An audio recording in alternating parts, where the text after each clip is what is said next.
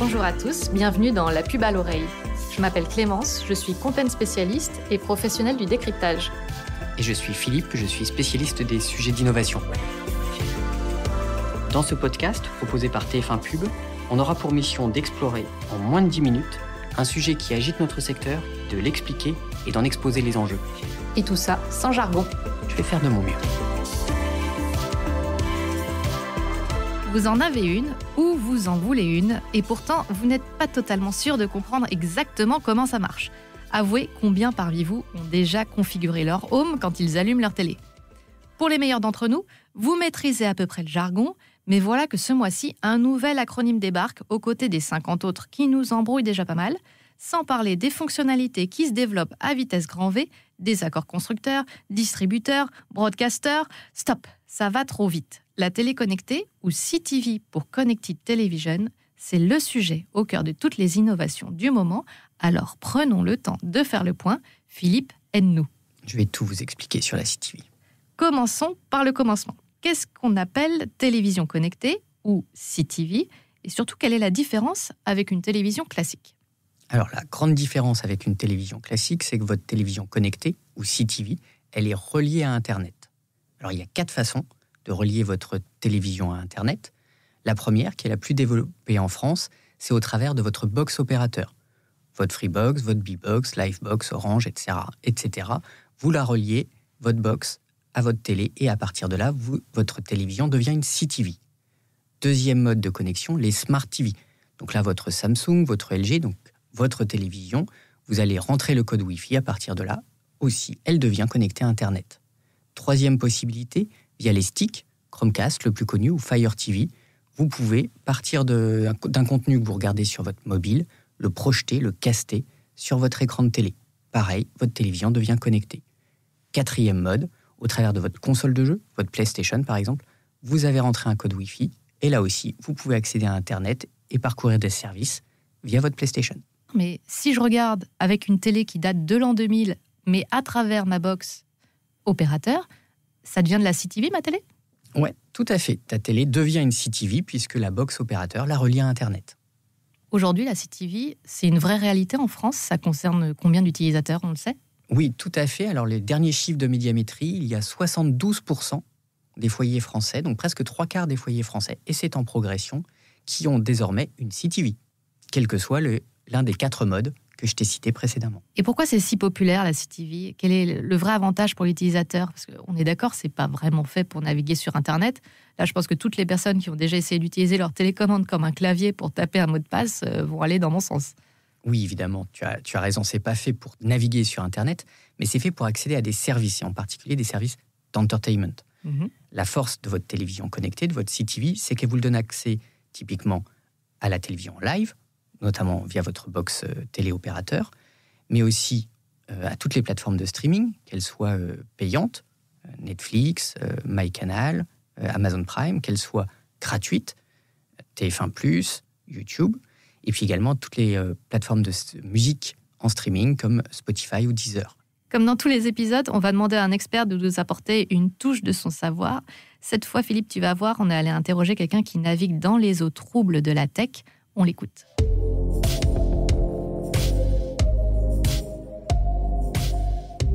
Bonjour Nicolas James.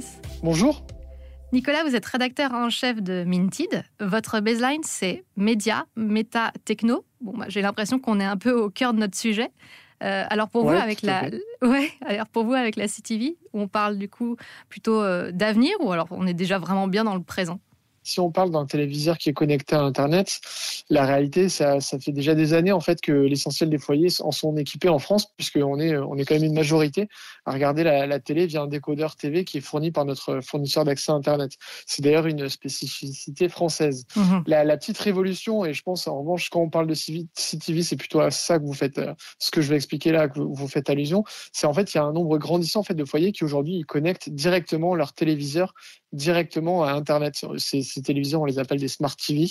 Et c'est vrai que ça fait un bail que ces télévisions, elles trussent les classements des ventes, mais elles étaient jusque-là pas vraiment utilisé comme tel parce que les Français avaient l'habitude d'utiliser leur box. Et aujourd'hui, c'est un usage qui commence vraiment à se développer. J'ai regardé les statistiques de l'Arcom et aujourd'hui, ce sont la moitié des foyers qui sont équipés d'une TV connectée en France qui utilisent une Smart TV. Et c'est une hausse de 20 points en l'espace de 5 ans. Donc il y a véritablement une tendance de fond sur les dernières années. Comme vous disiez, on ne se servait pas forcément de ce côté connecté. Qu'est-ce qui a changé? Pourquoi est-ce que maintenant on va vers ça? Alors ça, c'est très subjectif, mais personnellement, je trouve que l'interface de ces télés, elle est assez bluffante. J'en ai pas moi-même, mais par exemple, j'étais chez mes parents il n'y a pas très longtemps. Et en fait, c'est une interface un peu à la Netflix.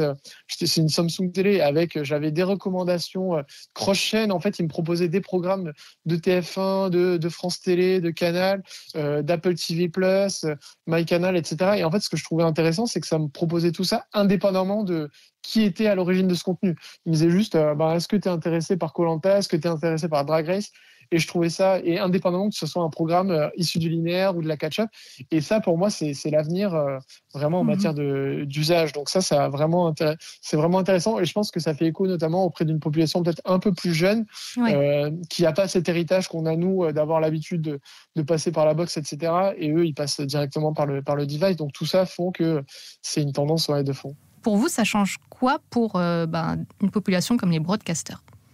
Tous les broadcasters ont aujourd'hui un enjeu de toucher une audience plus jeune, parce que les jeunes regardent moins leur programme de manière linéaire. Donc ça, c'est un véritable enjeu, être présent sur ces interfaces et aller à la conquête d'une population plus jeune. Là-dessus, je pense qu'il y a quand même deux gros enjeux pour les broadcasters dans la manière dont ils doivent repenser un peu leur distribution. Il y a un enjeu de visibilité. On voit aujourd'hui que l'enjeu, c'est d'avoir son appli présente sur l'ensemble de ces Smart TV, et il faut nouer des accords du coup avec chaque fabricant. Et là-dessus, par exemple, une chaîne comme TF1 à la fin des piliers de sa stratégie de distribution. Et il y a même aussi l'enjeu de faire apparaître un bouton sur les télécommandes des Smart TV. De la même manière que j'ai un bouton YouTube Netflix, j'imagine que TF1 comme MyCanal ou M6 aimerait bien avoir un petit bouton sur ces télécommandes-là, parce que c'est une présence à l'esprit qui est hyper forte et qui a un impact énorme sur la consommation. Et puis il y a un enjeu de plateformisation. C'est vrai que par exemple, si on regarde l'ancienne plateforme MyTF1, c'était essentiellement une plateforme de replay. Je regardais la catch-up de mes contenus linéaires. Le but aujourd'hui, c'est d'en faire une plateforme de streaming où je vais voir de la catch-up, mais pas que. J'ai des programmes exclusifs au web.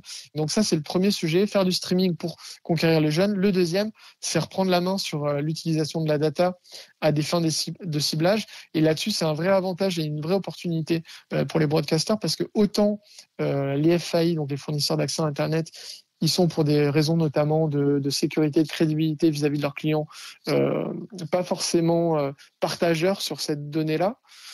Autant les fabricants de Smart TV, eux, ils en font un vrai argumentaire commercial pour inciter les broadcasters à venir chez eux. Et cette data ciblage, elle pourrait permettre à une régie comme celle de TF1, de France Télé, M6, d'avoir plus de données sur la consommation, la typologie de leurs audiences, et évidemment de vendre un peu plus cher leur inventaire, du coup CTV, derrière aux annonceurs. Merci Nicolas, c'était très clair et on est allé un petit peu plus loin. Et j'espère que du coup, on a un petit peu éclairé nos auditeurs sur ce sujet qui est encore un peu nébuleux parfois. Merci Nicolas. Ouais, c'est sûr. Merci à vous. L'autre vraie différenciation pour la CTV, elle se passe côté pub, j'imagine, puisque avec elle, on a à la fois le meilleur de la télé et du digital. Alors, premier bénéfice, c'est le ciblage. La télé, c'est un formidable outil mass média pour toucher un maximum de monde. Grâce à la télé connectée, à la CTV, je peux désormais cibler ma campagne publicitaire sur l'écran de télé.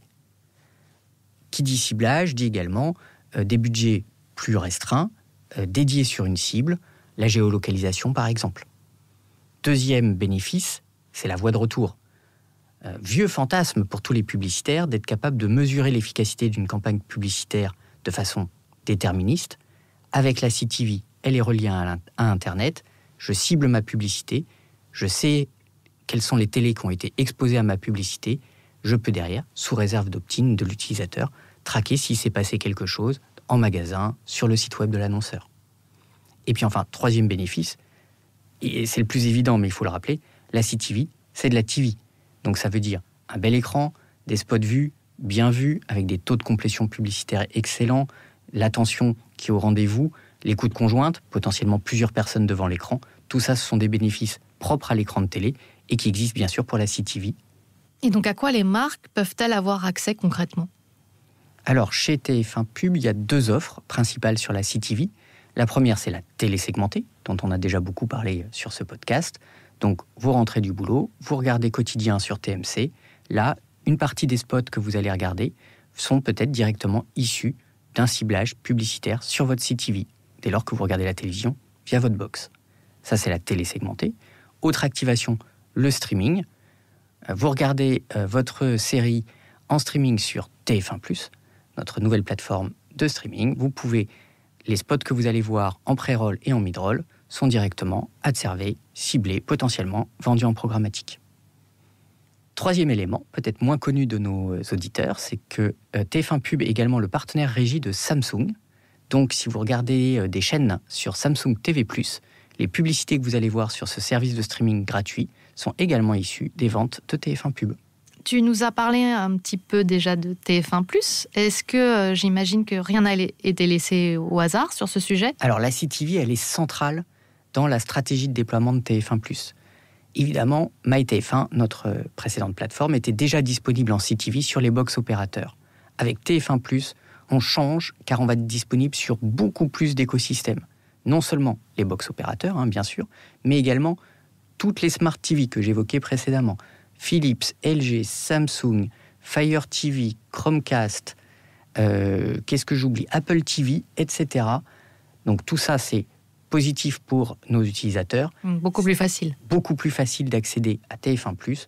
On ne veut plus être non plus catalogué, j'allais dire, dans télévision, derrière, replay, MyTF1.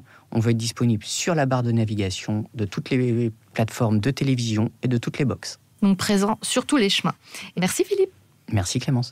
J'espère que ce podcast vous aura éclairé, qu'il aura peut-être contré certains préjugés et surtout vous aura donné envie de voir ce que nous réserve l'avenir.